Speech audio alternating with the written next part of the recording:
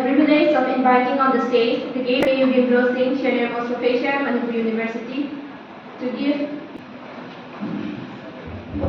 A very good morning to everyone present in this August.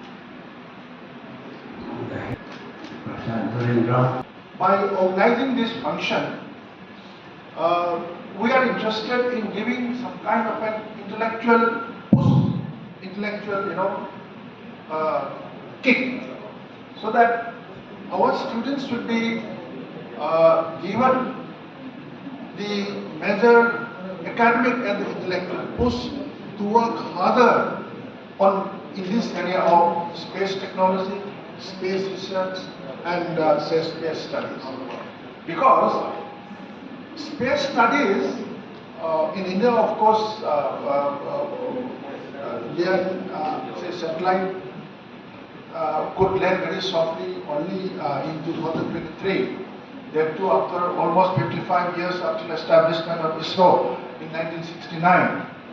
And as it was already pointed out that the investment by the government of India in space studies and space research was not very satisfactory as compared to other countries.